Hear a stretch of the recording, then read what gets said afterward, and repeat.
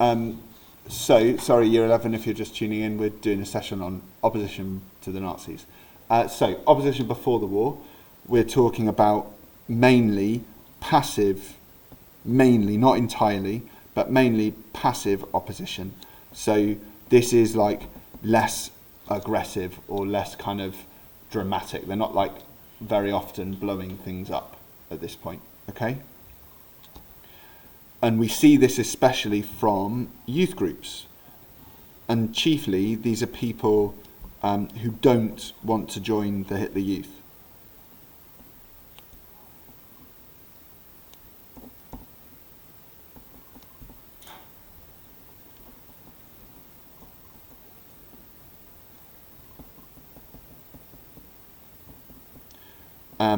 And there are two really good examples.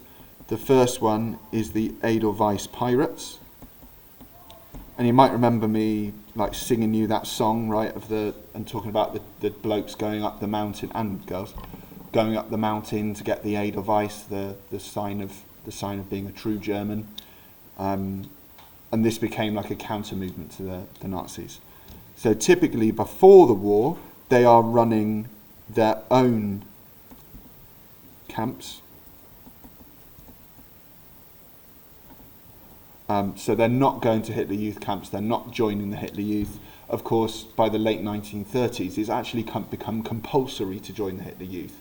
So just by not joining, that is actually quite serious opposition, really, to the Nazis. And they're running their own, camps. They're singing anti-Nazi songs.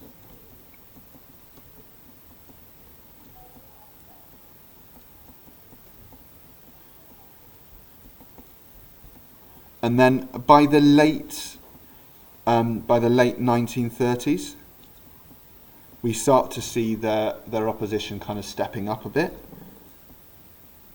because they are members are starting to attack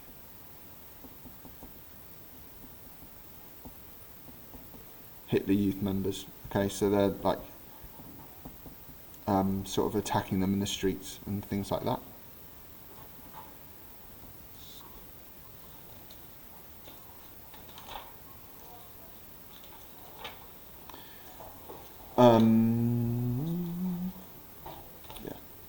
We also see the Swing Kids. That's another sort of youth group that develop.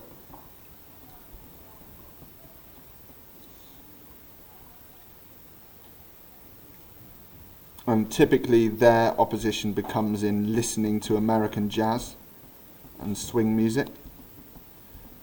Now again, that might sound quite small or trivial, but like this is really bad for the Nazis. They hate America, they hate everything it stands for, and one of the big symbols of America at this time is jazz music. When we think of America today, we think of things like trap music. Well, jazz is like the trap music of the 30s and 40s, like genuinely. So this is a big deal for the Nazis. They're not cool. They're not keen on this at all. And so the Swing Kids, by listening to this music and also holding dances, which think back to the 1920s, right? The Nazis want to return to traditional values. They want to remove all this debauched behavior that they saw happening in Germany, especially in Berlin, and dances like swing dances, Lindy Hop, things like that. The Nazis don't like it, and they're dead against it, and so they are not happy with the Swing Kids kind of running these sorts of clubs, because this music is banned in Nazi Germany, and it's a real kind of symbol of opposition as a result. There's a kind of a counterculture with it as well, where they're also wearing American clothes. So at the time it was the fashion in America, and in Britain actually, by the way, to wear like quite wide suit trousers and like double-breasted suits and with big shoulders and things like that. Double-breasted are those suits that like where one side of it covers the other, if that makes sense, and they've got buttons down one side, but there's still some. Does that make sense? Yeah. So again, these are seen as like quite American things that the swing kids are doing, and the Nazis are really not keen or very happy on it. Okay. So there are lots of them, and I think it's needless to say that there are lots of members of this group who are being arrested and sent to concentration camps.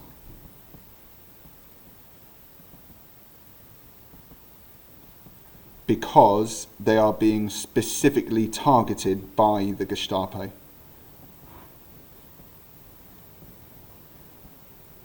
They're sort of marked out as opposition. The other kind of big area of opposition then is like opposition from the left, or one of the other big areas of opposition before the war is opposition from the left. So we see that in groups like the Young Communists,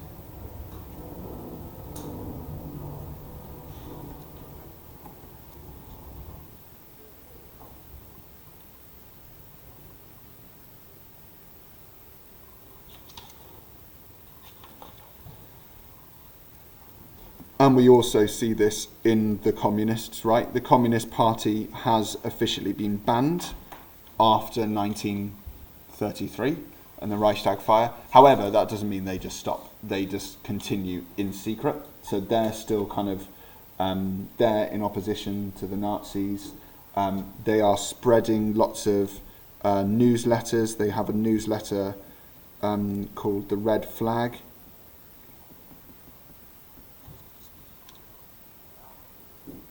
And actually they produce 10,000 copies every month that they're spreading around Germany, right, and trying to spread kind of communist propaganda. And then the obvious other one, when we're talking about communists, is in 1939, kind of right on the eve of the war. It's in the first few months of war from memory, but I still think we can say it's kind of before the war, because the war doesn't really start to get properly going until the early to mid 1940s. That's when we see George, not sure, I think it's Jorg actually, Essler,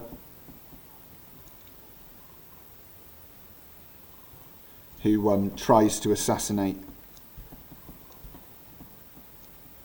Hitler. He fails. That's the one in the beer hall that we spoke about, where Hitler leaves moments before the bomb's gone off. He cuts his talk early, cuts his speech early, because he's got to get back to Berlin and the weather's really bad. He's in Munich. And so he cuts his speech short, leaves early. The bomb is due to go off a few minutes after he leaves, and Esser has to sort of hurriedly kind of sort it all out. And he ends up trying to escape over the Swiss border, gets caught, and ends up being executed.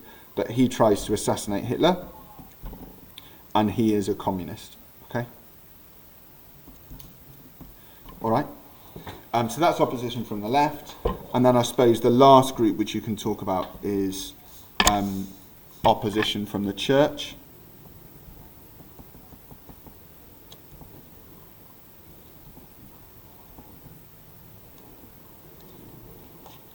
And opposition from the church is quite complicated, because, of course, in Germany we're talking about two types of church, right? We're talking about the Protestant church and the Catholic church.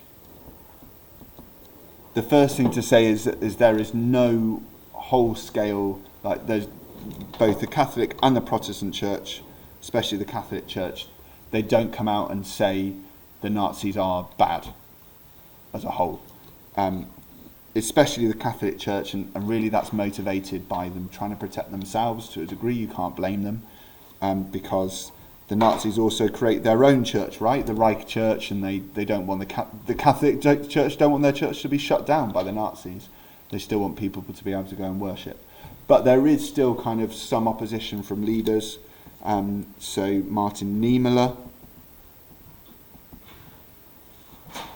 was a Protestant preacher who is in kind of open opposition to the Nazis. He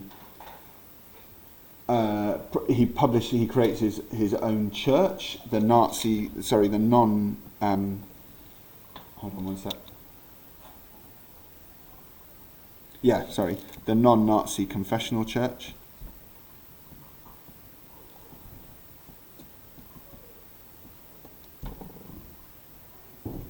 And lots of people join him. He is eventually, though, sent to a concentration camp. And you might remember he wrote that poem, which we used in a lesson and spoke about how, they came for the Social Democrats and I didn't answer because I wasn't so sure. They came for the Jews, I didn't answer because I wasn't a Jew. Then they came for me and there was no one left to speak for me. And there are others on the kind of Catholic side as well. We do see particular figures trying to stand up to the Nazis and come up in open opposition. And Cardinal Galen is one of those. He's Bishop of Munster, which is an area, or Münster probably, which is an area in Germany. And in his sermons, so when he's speaking to his congregation in the church, he criticises the Nazis in Germany.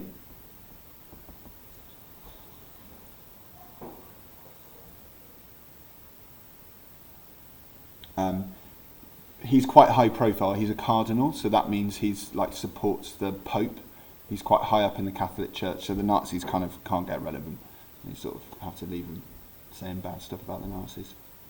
So good on you, Cardinal Galen. All right, so that's kind of opposition before the war. Opposition during the war starts to change and get a lot more kind of progressive, aggressive, and dramatic. For example, we still see the Edelweiss pirates, but now the Edelweiss pirates are becoming more progressive, aggressive, and dramatic in the way that they are opposing the Nazis. So we are starting to see them bombing or sabotaging, so destroying basically Nazi buildings or infrastructure. What we mean by that is trains and roads and railways and stuff like that. So you might remember we spoke about Bartholomew Schenk, who with other Edelweiss pirates managed to get hold of some explosives when they trashed a train, and then they try and blow up the Gestapo offices in Cologne. So they were working for the Edelweiss pirates. So that's a really good example. And then afterwards, Bartholomew Schenk and I think 16 or 17 or so others are then killed afterwards by the Nazis for their role in that attack. Okay, so we already see that after the war, opposition is starting to get more progressive, or during the war, get more progressive, aggressive, and dramatic. This is also where we see an increase, a huge increase actually, in assassination attempts.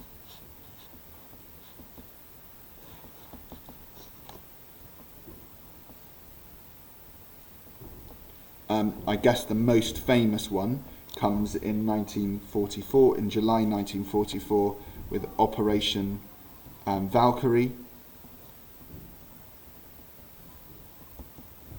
where Colonel Klaus von Stauffenberg and several other generals in the German army try to assassinate Hitler when he's in his bunker at the Wolf's Lair. It was meant to be a meeting underground. It's a particularly hot day, so it ends up being inside a wooden warehouse, a wooden office. He puts the bomb in the suitcase one side of a great big chair leg, and that chair leg and the fact that the bomb explosion wasn't contained by a concrete bunker is what saves Hitler's life. It kind of ruins his leg, it causes injuries to his leg, ruins his trousers, tatters his trousers, but Hitler survives. Several people do die in the explosion. Colonel Klaus von Stauffenberg is found out and arrested and eventually shot, executed.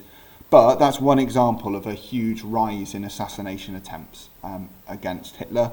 Hitler manages to get away with them all, which has led some historians to say that he had the luck of the devil. That you might remember the other one where the bomb didn't go off that was in the plane because it got too cold, and so the bomb just didn't explode. What was that one? I can't really remember, but his name was like Arctic Fox, or that was his nickname. Yeah, I know. I can't remember that. It rings a bell, but I can't remember that one. Look it up when you get home, and if I've got time, I'll look it up as well. Right, last ones that we'll talk about. There's lots about opposition during the war, and I'd go and look up some others. But the other big one which might come up is the White Rose Group.